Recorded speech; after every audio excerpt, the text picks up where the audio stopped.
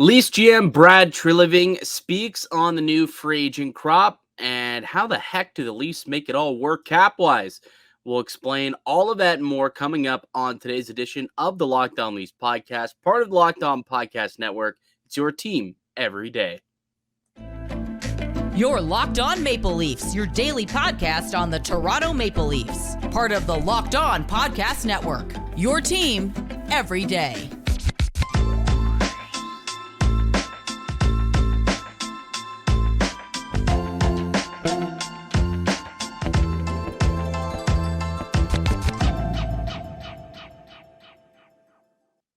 Hello and welcome into the Locked On Leafs podcast, a daily Maple Leaf-centric podcast hosted by myself, Mike DiStefano, and my co-host, Dave Morassutti. What's going on, pal? Busy weekend. Brad Treliving got a lot done over the weekend and then spoke yesterday on all of the moves that he was able to make. Just a quick recap for those who I guess haven't been paying attention. I'm sure you're well aware, but Maple Leafs made 4 big-time signings in the free agent market. Started out with Ryan Reeves, then they signed John Klingberg, and then day two big hitters, bringing in Tyler Bertuzzi and Max Domi. So 4 new additions to the Maple Leaf squad. We'll tell you about how the cap situation will unfold from here on out, because there's a couple of things that need to be done for them to get cap compliant before the start of the regular season. So we'll walk through all of that. But first, why don't we touch on Brad Treliving and Tyler Bertuzzi, what they had to say when they spoke with the media yesterday. Dave, what were some of the highlights from those discussions that you pulled out? Well, I mean, obviously with Treliving, I think the first one was when he was talking about Ryan O'Reilly and this growing sentiment that he didn't want to be in Toronto because he had some sort of issue with the locker room. I thought that was a little. He said there was one line here. I'm going to pull it up here. Let me see. I had it right here. Like when he was talking with the locker room, he mentioned it's one thing he wanted to be back. He liked the locker room, but it was something about playing in your hometown that it's tough. And I think what it was really is, and Ali Freeman kind of touched on the 32 Thoughts podcast. If you missed that one, he said it was about the attention that being the hometown person has. Not really. The Toronto spotlight just didn't seem like it was for him, which is bizarre because you feel like he would relish that. Yeah. You know what I mean? You feel like he would thrive within that. Like he's such a gamer that he would want that challenge. So that was kind of bizarre. Like I saw those quotes and I was reading that, and it kind of I turned my head a little bit, thinking like that's kind of weird to hear from a guy who's as dedicated to his craft as Ryan O'Reilly is, who think he would try and relish those type of opportunities to play for his hometown team. But not everyone's wired that way. Not everyone's wired like Max Domi, who's been dying apparently to be a Maple Leaf. That was something that I obviously pulled out from Brad Treliving's press conference yesterday, speaking on those 2 players in particular, Bertuzzi and Domi, how they've had Toronto high on their list. And, Domi, I mean, the kid's a prodigy, right? Like he's a legacy player from here in Toronto, from, his father, Ty Domi, obviously. And there's been a lot of Leaf fans who've wanted Domi on this team for a long time. So it's kind of a match made in heaven. What I did note also is we were having this debate on yesterday's show when the signing was made official, whether or not we see him as a centerman or a winger. And as of now, it appears that they see him as a winger. That was what Brad Treliving said was, as of now, we see him playing the wing, but that flexibility and versatility is always good to have. And I agree. And I think that there will be games or certain moments and times where Domi probably does get tested out on the wing. If there's anything we know about Sheldon Keefe, it's that he's not shy to shake things up, really quick to the trigger to make some changes to his lineup. And he can kind of do that Alex Kerfoot thing, I guess, where he can play on the wing and down the middle. And I'm sure he'll get an opportunity to do both through training camp and see where he's most comfortable at. But sounds as though they view him as more of a middle 6 winger than they do as a centerman. What else stood out to you from yesterday's presser? Oh, I mean, I'm gonna read this quote exactly because I think everyone was gravitating towards it. He's like, "We need a little bit more snot to our game," and I think Bertuzzi and Domi both bring a little bit of that. Obviously, the snot to our game is just like, okay, that's an interesting word to use, Oh, I but love then it. Yeah, I love oh, that phrasing. It's basically just piss and vinegar. Like it's the he same did say thing. piss and vinegar again too, I a little know. later in that. But I think on top of that, this was the one that really stuck out to me. As much as the game's changed, some things never changed. At the most important times, the rink shrinks. There's no space. You need courage, and we wanted to add players like that. Yeah. Yeah. Which I think it is important to have those type of guys Yes, and to have them higher in the lineup. a That's thousand been the percent. that's been the problem here in Toronto is, yeah, they've had guys who've had, who've brought a little bit of snot, right? A little piss and vinegar. They've had those guys down the bottom of the lineup, right? They brought in Nolachari, who was able to come in and do that. They bring in the Wayne train every now and then. But Polino. yeah, like Foley, like those guys were down in the lineup though, playing third, fourth line minutes, playing 8 minutes for Wayne Simmons, and like 12 minutes if you're Noel Achari. They haven't really had those top end, top line guys who could bring that, playing up near 18, 19 minutes a game. Like that's just not what it's just like as much as people loved Michael Bunting, he didn't bring snot, right? Like he didn't he didn't go and jam it up. He was a pest for sure, but he weren't afraid to play against. He wasn't hard to play against. And obviously, you look at the big four. That's not their game either. They're definitely skill players and they're goal scorers. That's just what they are. And as Brad Treliving said, is you need more than that. You need to complement those guys and surround them with dudes who are going to go to the hard areas, guys who are going to go to the net. He was talking about Tyler Bertuzzi in particular, and what he was saying was what he liked about Bertuzzi was that he scores from the middle ice. He goes to the paint and scores goals. He's not afraid to get in the mix and muck it up. So 100%, I completely agree. Bringing in these two players, and more particularly, I guess, Bertuzzi, you're bringing in that P and V. You're getting in those snotty dudes who can get in there and play top minutes. So not only can they chuck them around, but they can also play the game and score the goals. So to me, I thought that that was music to a lot of the uncles' ears. I know my uncle Chris probably smiling ear to ear when he heard that. I'm sure there's a lot of other kind of older gentlemen who've been waiting for the Maple Leafs to make these Wendell Clark-esque additions, and they've kind of done this here, and it seems to be an MO this offseason. And I'm sure that they're not done. That was something else that it did also take away from the press conferences is Brad Treliving, obviously says, yes, we've done, some things so far, but it's not over. They still see some ways that they can improve this club, and we'll see what that looks like going forward. But before we kind of lay out what the cap situation now looks like after all these signings, was there anything else that stood out to you from either Brad Treliving or Tyler Bertuzzi's press conferences yesterday?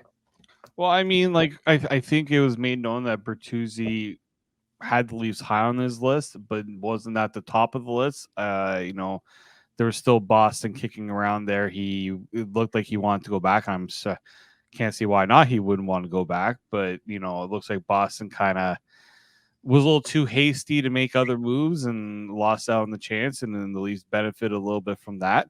It was kind of like the Edwin Encarnacion situation, eh? Yeah, a Like, little bit.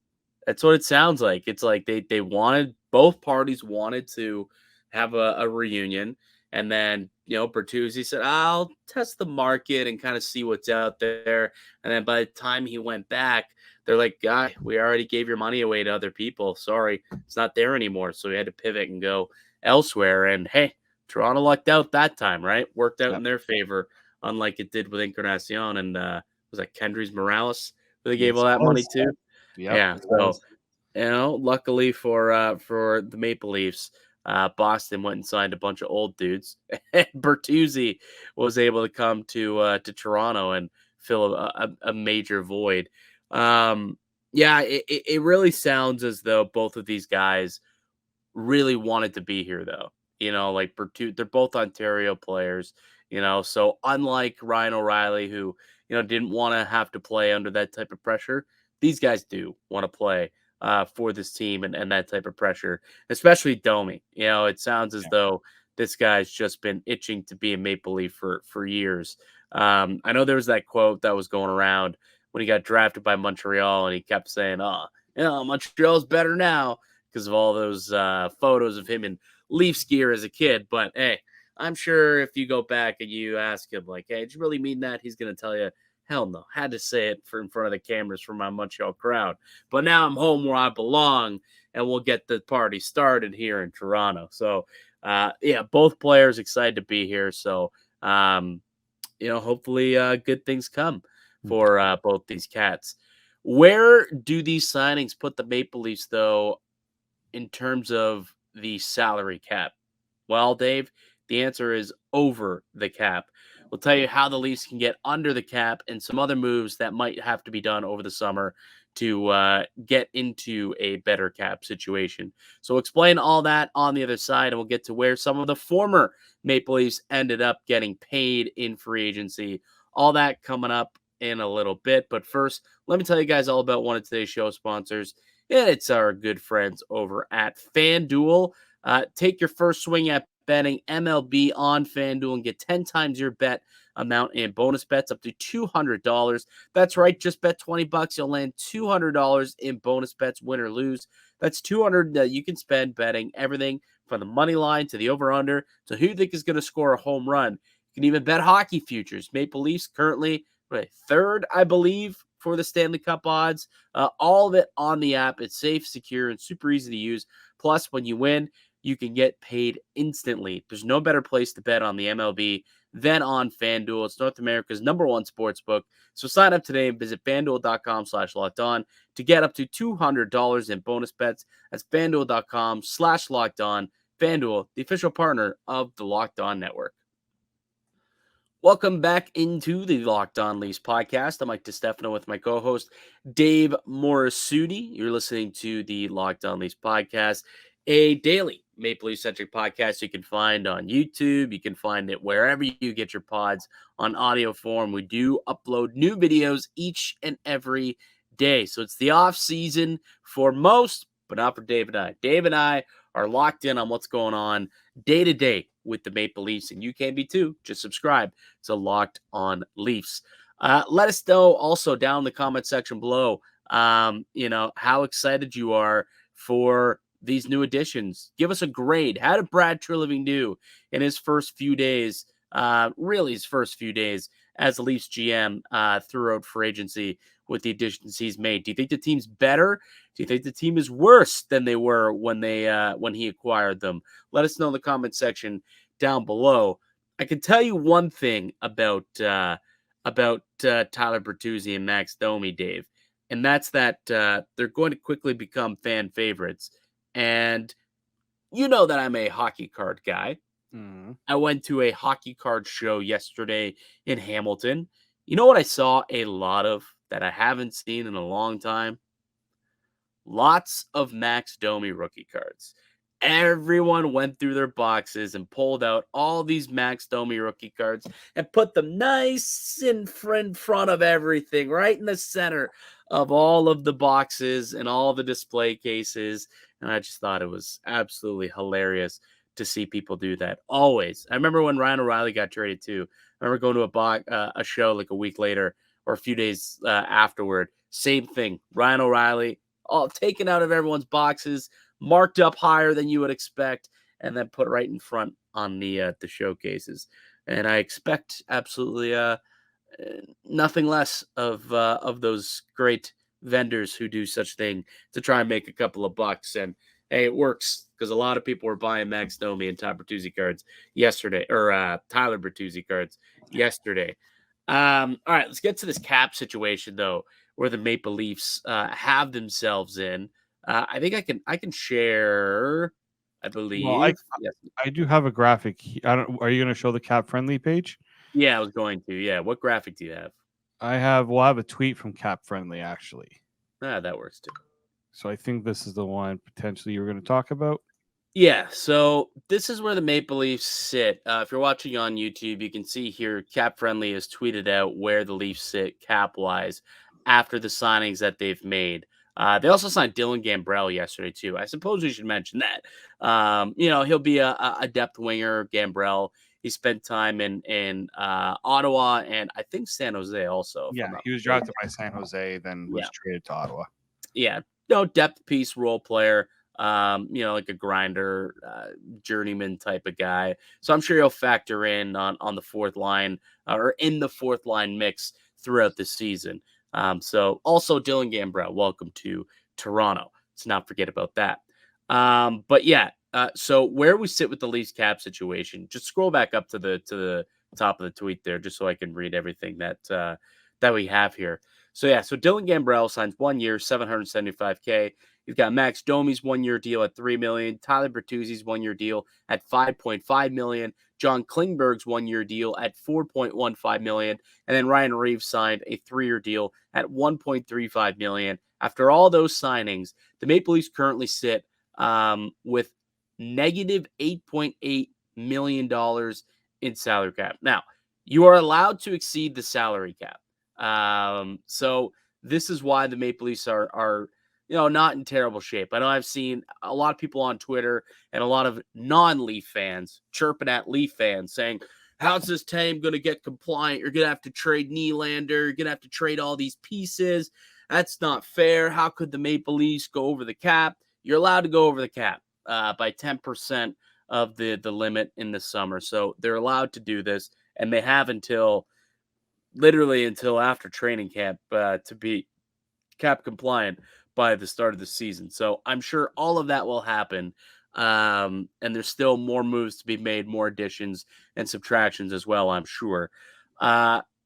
So that's with a 22-man roster, though. So they can drop a player down off of the 22-man roster to make it 21 if they need be. Could make it 20 even to really create some space, some more things there. But they also have some LTIR candidates, and that is obviously Jake Muzzin. So you put Jake Muzzin on LTIR, which a lot of people are anticipating and expecting, and then you have negative $3.2 million in cap space at that point with Ilya Samsonov still to sign. So how is it possible that the Maple Leafs could possibly sign Ilya Samsonov and get compliant when they're already $3.2 million over the cap? How could they possibly make all of this work? All right.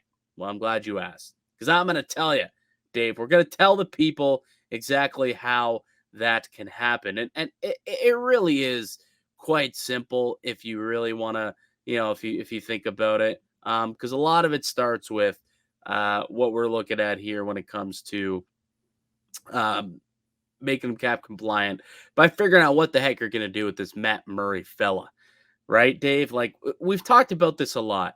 Talked about how this team, we talked a lot about how they should have bought out Matt Murray. I don't think a buyout is even on the option, is going to be an option anymore. I know that there's that secondary buyout that if they end up bringing Samsonov to arbitration, which they very well might end up doing that, then that would enact a secondary buyout window in which Matt Murray could be bought out. But I don't know about you, but because of how tight the Maple Leafs are to the cap already, I'm not sure that they can actually even afford that $687,000 buyout hit for this year's cap, let alone next year's cap. I think they got to get rid of that whole full freight at this point with a trade. Yeah, and I think CJ also reported that the Leafs are looking as through the trade route to make that to get rid of Matt Murray. At this point, like the bio thing, I understand that when you were talking about it, they wait and see what Samsonov gets, and then they can go through the second buyout window. I feel like if they were going to do a buyout, they would have done it already. Or I still think the best option would have been trade him to a team that will buy him out. So, a team that maybe didn't want to hold on to Matt Murray, or maybe Matt Murray was not willing to waive his no trade clause to go to a specific team.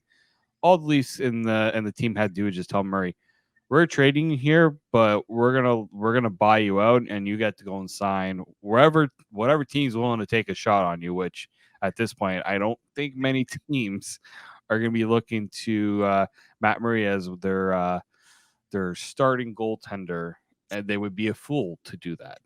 Yeah, I don't think there's a lot of teams that are looking to do that as well.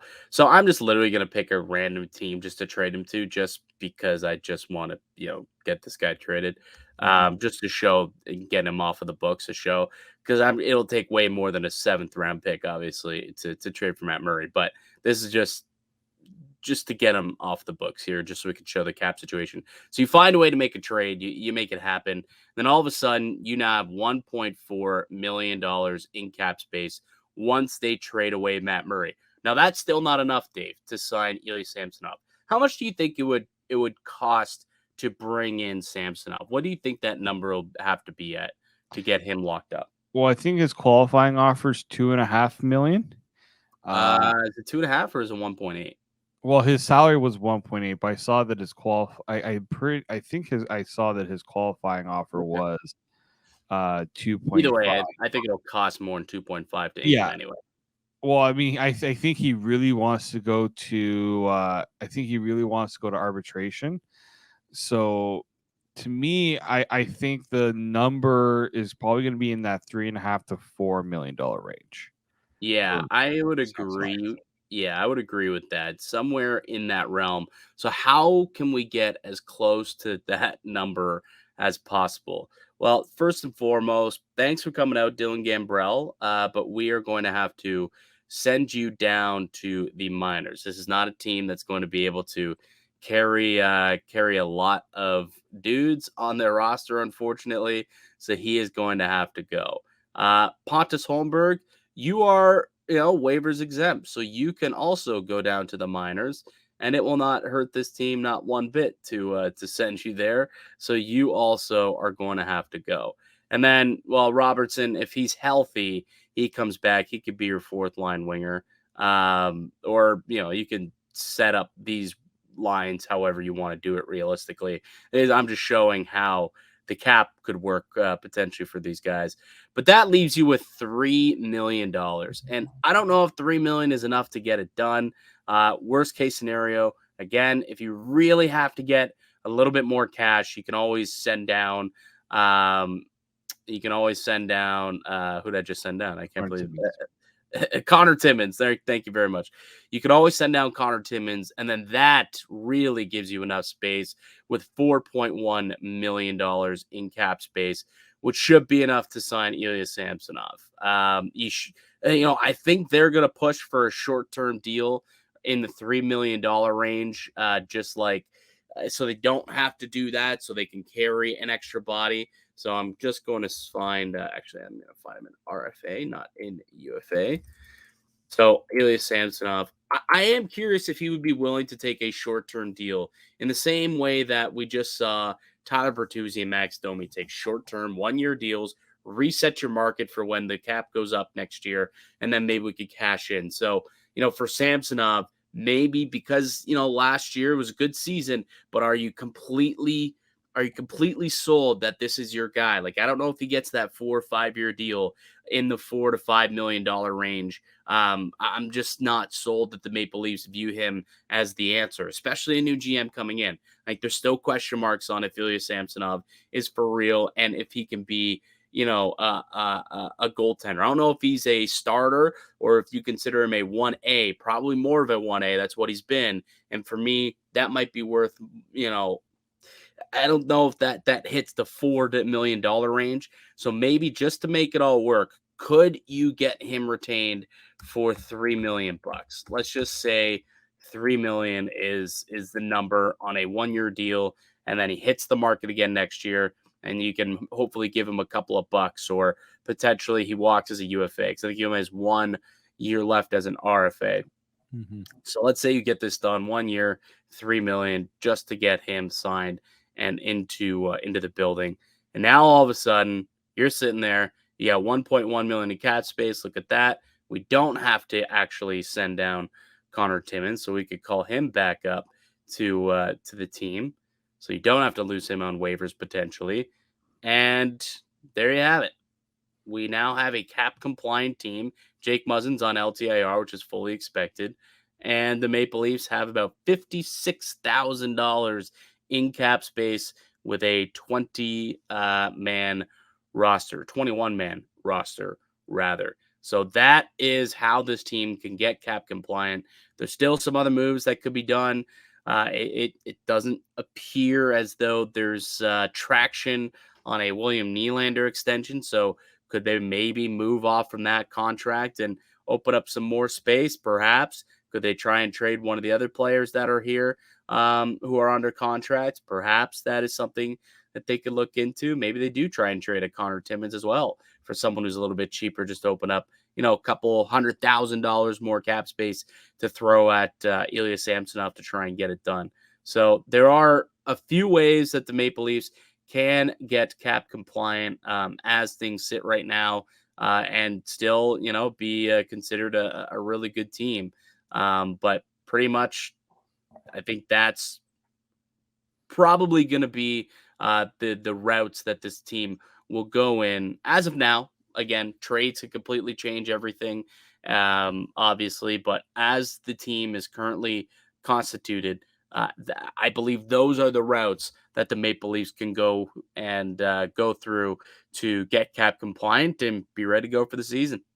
Well, as you know, Brad Treliving is not allowing Brandon Prim to get any food or water until he figures out the cap situation. That was, that was I found that to be a little funny, but I do think a trade or two is in the works here. I think Treliving still wants to find a way to add a little bit more size to the back end. And I think you could see one of those defensemen being moved to make that a possibility.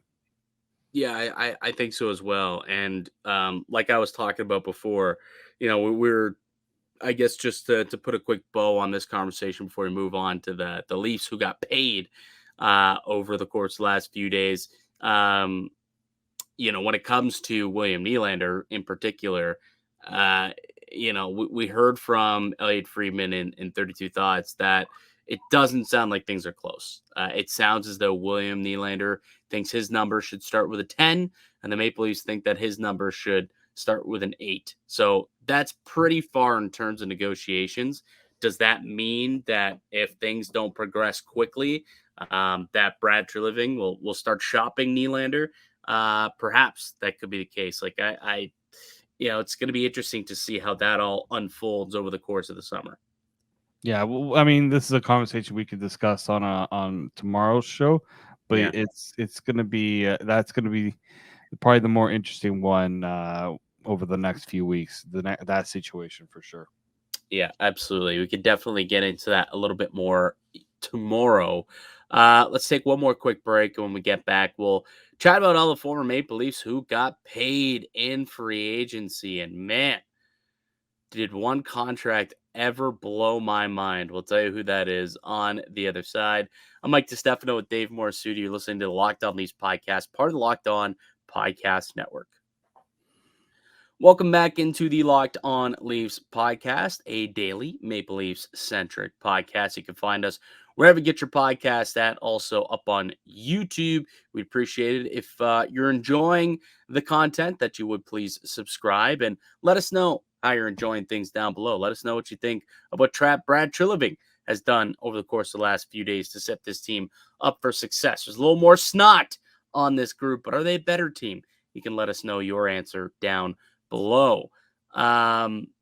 He did let go of a lot of players that were dudes that Kyle Dubas targeted and brought in over the course of the last few seasons to really turn over this team, turn over a new leaf, if you will. And a lot of those players went on to make a lot of money, Dave. And I'm not shocked at all, to be quite honest with you, about most of them. A couple of them kind of head scratchers, but certainly these dudes went and got the bag. And it's thankfully, Toronto did not feel like they had to compete. Once these offers were out there, I wonder if things would have been different though, like if Dubas was around. Like would Dubas had tried to fight a little harder to keep a Shen, to keep an Achari, a Hall, maybe a Bunting.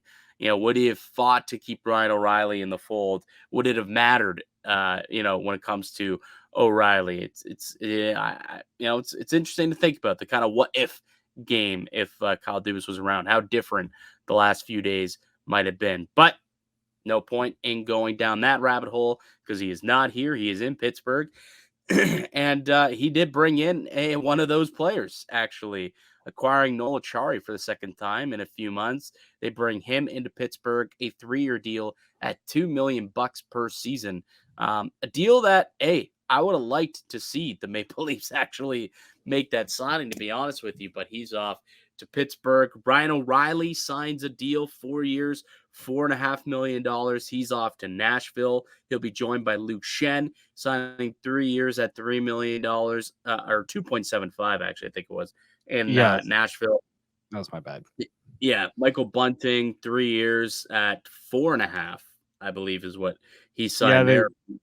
the graphic got something happened with the graphic there. I had 4.5. All good, buddy.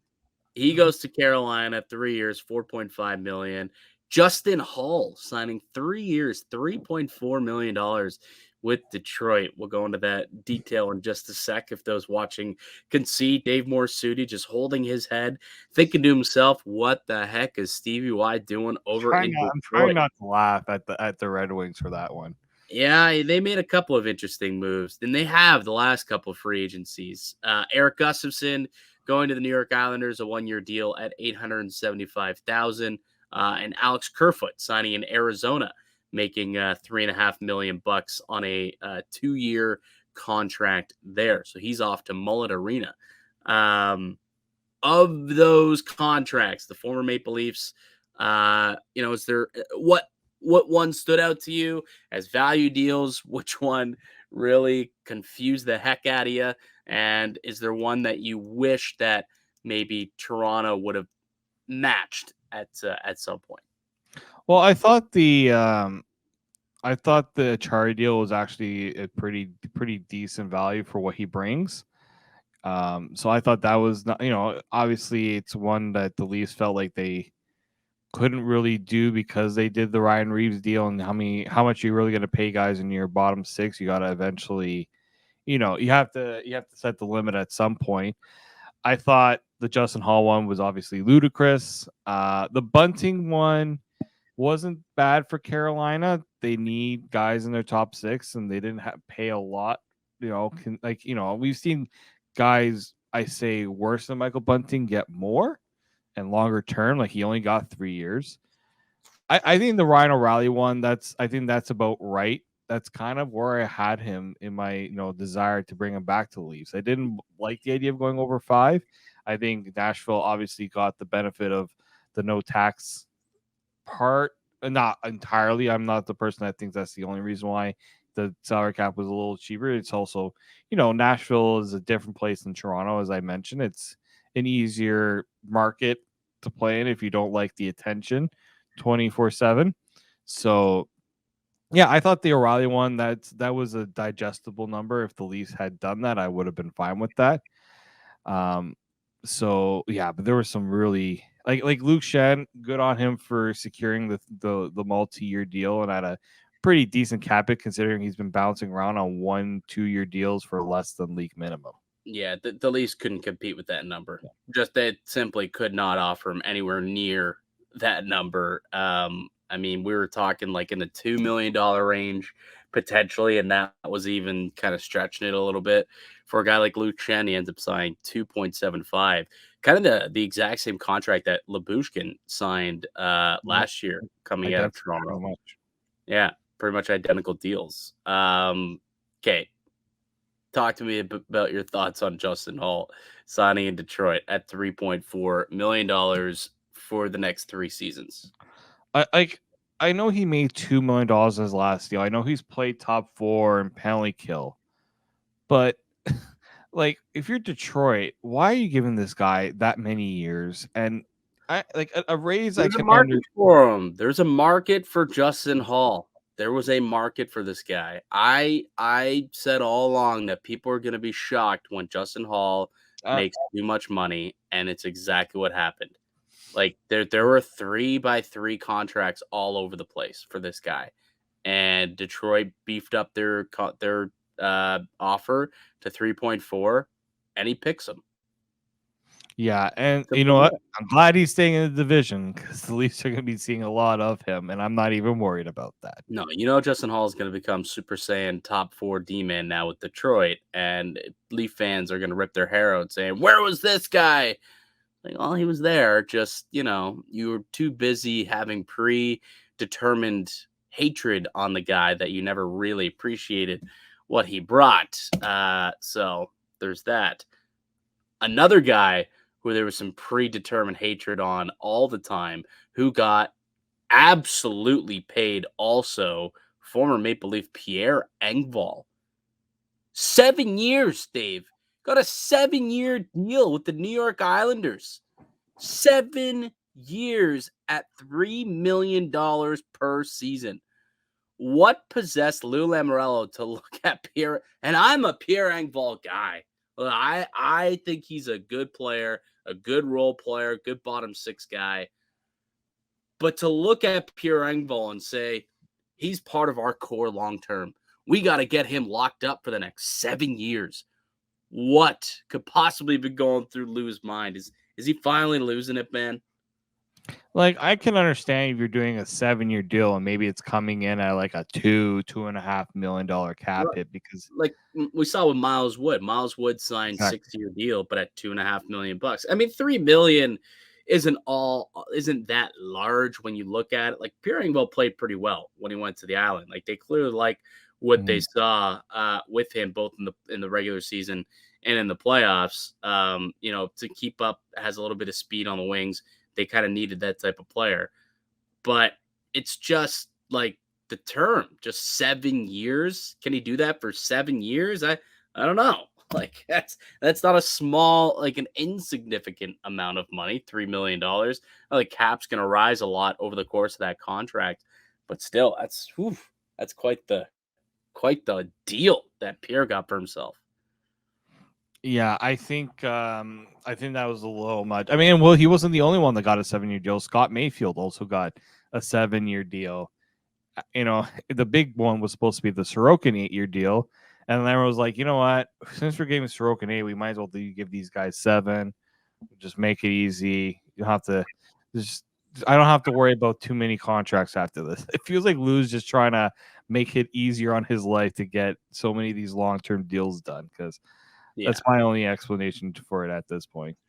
Honestly, it was a bit of a baffling one. I will say that. I thought that was kind of one that really came out of nowhere too. Was just at the end of like the deadline, all the trade or the free agent shows. Right there at the end, Lou sneaks in those signings, and it's Pierre Engvall, 7 years, $3 million per. Wild deal. Anything else actually around the league while we're there? Just kind of a deal that you like, the fit, or a good value signing around the NHL that you think will really help the team? I mean, I wanted Carson Soucy. I don't know if maybe that contract was a little rich, but I thought it wasn't a terrible deal. Dude, give me Soucy at 3.5 over Klingberg at 4.15 all day. All day. Like he was my top defensive target for the Leafs, and for some reason, I think he probably just wanted to stay on the West Coast. It just seems like that. That's where he wanted to stay. But I really liked Carson Soucy. He was like he was my Pierre Engvall in a way. He's the guy I really wanted in Toronto. Just wasn't able to make that work. I'm surprised Antti Ranta got what he got in Carolina. I think it was 1.5. Like it wasn't a lot considering he played a significant number of games for them last year. Yeah, even Freddie didn't get paid as much as I thought he would. Like he took a pay cut after being one of the top tandem goaltenders of the season last year, took a pay cut to return to Carolina. Yeah, I thought that was definitely interesting. How about Carolina also adding Vladimir Tarasenko to their group? That's going to be, oof. That is a tough looking lineup at this point. They're gonna be a hard out. I'll tell you that come playoff time. I also like the Susi deal. I thought that was one of the bigger value deals on the day, getting him at 3.5 on a 3-year deal. Like I said, I would have preferred. I legitimately would have preferred Carson Susi and maybe even bringing back Eric Gustafson, and as opposed to bringing in John Klingberg. Like, not that I think Klingberg's going to be a complete tire fire, but he's just a little bit too much money for a big question mark. Someone who, has seen his game trending in the downward direction over the last few years, whose defensive numbers are abysmal. Like, yeah, of course, he's going to help this team's power play. Probably play PP1, put up a bunch of points. But if he's going to be, a black hole defensively, was it worth it? We'll find out, right? We'll It was definitely actually find out. 3.25 per year for Carson Susi. Boom. There you go. 3.25 million per year. Exactly. Would have been way cheaper. And then we wouldn't have had to, worry about having to maybe waive, Dylan Gambrell and waive Connor Timmins, he was Connor like, Timmins and yeah, yeah. So, but now they decided to go in the direction of John Klingberg. They did kick tires. I did see that.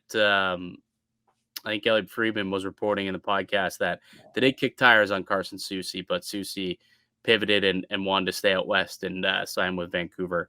there. Anyways. Oliver Ekman-Larsson was another one, and Matt Dumba too. Yeah. So Toronto, they were looking for defensemen, big defensemen who could skate and have a long stick. That seems to be what old Brad Treliving was looking for in free agency. He ended up with John Klingberg. It doesn't appear that he's done addressing the back end either. So still work to do, according to general manager Brad Treliving. Not quite hanging up the phone and hitting the lake just yet.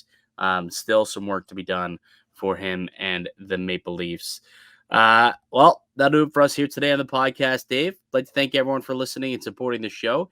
You can subscribe to the Locked On Leafs podcast on all podcasts and platforms, including up on YouTube. You'll receive daily Leafs content. Follow myself on Twitter at Mickey_Canuck. Follow Dave at D_Morassutti, and follow the show as well at Locked On Leafs. Again, if you're watching on YouTube, remember to smash that like button, subscribe if you enjoyed what we had to say today, and leave a comment down below your thoughts on the Maple Leafs offseason so far. We'll be back on another episode for you guys tomorrow, but until then, keep it locked right here on Locked On Leafs.